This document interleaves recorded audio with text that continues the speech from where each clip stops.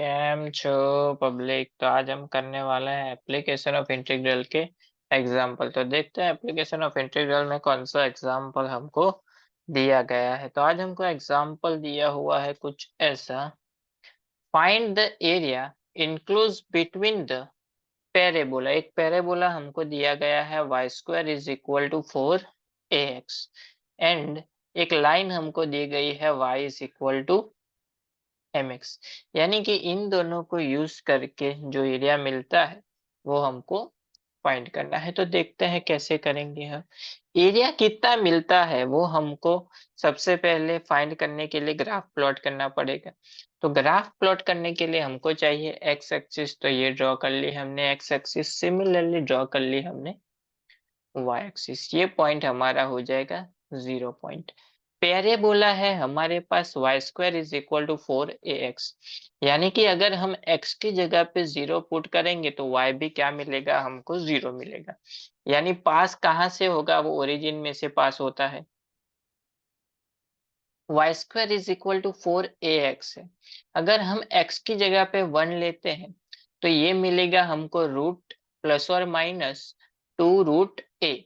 यानी कि प्लस और माइनस 2 यहाँ पे मिलेगा। यानी कव कुछ हमारा पैरेबोला जाएगा इस तरह से। यानी ये ड्रॉ कर लिया हमने पैरेबोला। उसकी बाद बारी आती है लाइन के इक्वेशन। लाइन में है हमारे पास y is equal to mx। यानी कि अगर हम m की जगह पे 1 ले लेते हैं तो अगर हम y की जो वैल्यू लेंगे वही वैल्यू क्या मिलेगी, x की। यानी कि y की वैल्यू 0 तो x की वैल्यू भी 0, x की वैल्यू 1 तो y की वैल्यू भी 1। तो यानी कि उसकी लाइन कुछ इस तरह से आएगी। यानी कि इन दोनों को कवर करता पार्ट, यानी कि ये पार्ट हमको फाइंड करना है। तो उसके लिए हमको ये पॉइंट क्या है वो पता होना चाहिए, क्योंकि यहाँ पे क्या आएगा उसके ऊपर से हम लिमिट ले सकते हैं, क्योंकि यहाँ पे भी लिमिट हमको पता नहीं है। तो इंटरसेक्शन पॉइंट फाइंड करना है using the parabola and the line. तो वो कैसे करेंगे हम, हमारे पास दो फंक्शन है। एक फंक्शन है Y square is equal to 4ax, दूसरा फंक्शन है y is equal to mx। तो इस y की वैल्यू को यहाँ पे रख देते हैं। यानी कि mx का square is equal to 4ax। चलिए simplification, m square x square is equal to 4ax। इसको सामने की साइड ले लेते हैं। यानी कि m square x square minus 4ax is equal to 0। इन दोनों में से x कॉमन, यानी कि m square x minus 4a is equal to 0। यानी कि x इज इक्वल टू क्या हो जाएगा, 0। एंड ये और m square x minus 4a is equal to 0, इसमें अगर हम x को सब्जेक्ट बनाए, यानी कि m square x is equal to 4a and x is equal to हो जाएगा 4a bye m square.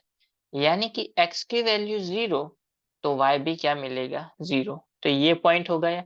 And ये पॉइंट हमारा क्या हो गया, 4a upon m square.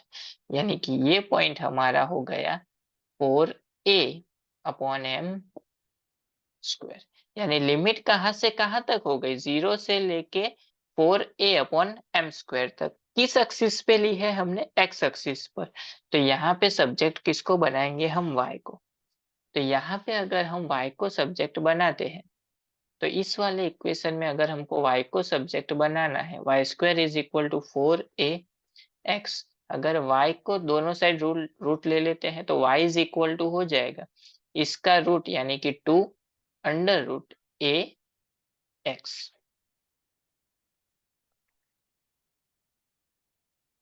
a constant है तो इसको दो पार्ट में डिवाइड कर लेते हैं। y is equal to 2√a into root X, क्योंकि रूट एक्स का ही सिर्फ क्या होगा, इंटीग्रेशन होगा। यहाँ पे तो already y is equal to subject ही है mx, इसमें कुछ करने की जरूरत नहीं है।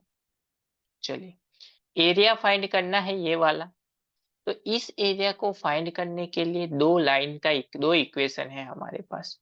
तो किसमें से किसको माइनस करना पड़ेगा, चलिए देखते हैं। अगर हम सिर्फ पैराबोला को कंसीडर करते हैं तो ये पूरा पार्ट हमको उसका एरिया मिलता है। उसमें से अगर हम लाइन को माइनस कर दें तो ये अपर पार्ट हमको मिल जाएगा। तो यानी कि पैराबोला में से हम माइनस करेंगे लाइन को। लिमिट क्या लेंगे, 0 से लेके 4a/m²। चलिए देखते हैं। एरिया इज इक्वल टू हमारा हो जाएगा इंटीग्रेशन 0 से लेके 4a/m²। फर्स्ट पैराबोला में से माइनस करना है। पैराबोला का इक्वेशन क्या मिला था, 2√a√x dx माइनस लाइन उसको माइनस करेंगे यानी कि mx dx। दोनों को कॉमन लिख लेते हैं, दोनों को इंडिविजुअल दे देते हैं, यानी कि इंटीग्रेशन 0 से लेके 4a/m²। इसमें से क्या कांस्टेंट है, ये वाला पार्ट तो बाहर लिख लिया, 2√a√x dx माइनस इसमें से क्या कांस्टेंट है, m बाहर लिख लिया, 0 से लेके 4a/m² x dx। चलिए इसका इंटीग्रेशन कर लेते हैं। 2√a वैसे का वैसा रूट एक्स का, यानी कि इसको हम रूट एक्स को क्या लिख सकते हैं, रूट एक्स को हम लिख सकते हैं x⁻²। x⁻² में प्लस होगी यानी कि x⁻³ अपॉन 3/2 यानी कि 2 ऊपर चला जाएगा। लिमिट आ जाएगी 0 से लेके 4a/m² माइनस m, x का हो जाएगा x²/2। लिमिट आ जाएगी 0 से लेके 4a/m²। दोनों जगह पे हमको 0 पुट करने की जरूरत नहीं है, सिर्फ पुट करनी है हमको कौन सी लिमिट, अपर लिमिट। चलिए वो पुट कर लेते हैं। 2 × 2 4/3 बाहर ले लिया, √a वैसे का वैसा ही, x की जगह पे आ जाएगा 4a/m²⁵ 0 पुट करने की जरूरत नहीं है, माइनस m यहाँ पे /2 बाहर x² यानी कि 4a/m² का भी स्क्वायर। सिंप्लीफाई कर लेते हैं इसको। चलिए पावर दे देते हैं इसको, यानी कि ये पार्ट वैसे का वैसा ही 4/3 √a वैसे का वैसा ही।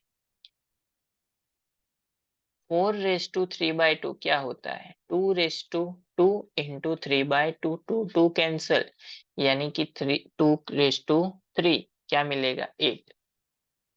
a⁵3/2 वैसे का वैसा अपॉन m स्क्वायर है उसकी भी 3/2 यानी मल्टीप्लाई विथ 3/2, 2 कैंसिल यानी क्या मिलेगा m³ तो यहाँ पे आएगा m³ माइनस m/2 वैसे का वैसा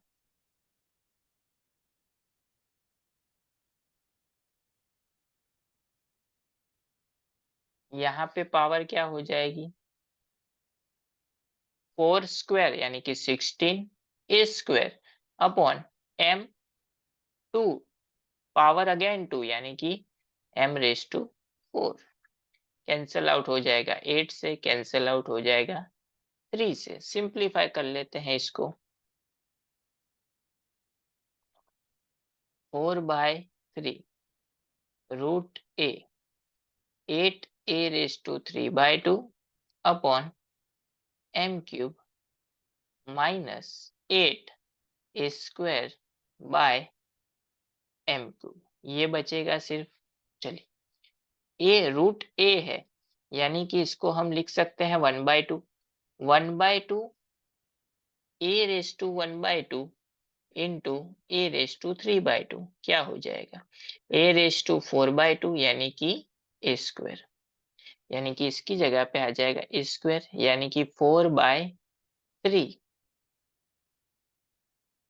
8 इंटू 4 क्या हो जाएगा 32 यानी कि 32/3 a² upon m cube minus 8 a² upon m cube. LCM क्या हो जाएगा 3m³ यानी कि इसको मल्टीप्लाई करना पड़ेगा 3 से, यानी कि 8 इंटू 3 24 यानी कि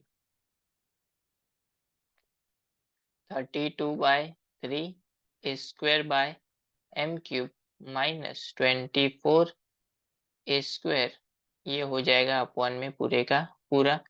32 माइनस 24 6 प्लस 2 8 यानी कि 8/3 a² बाय m³ यानी कि ये हो गया हमारा फाइनल आंसर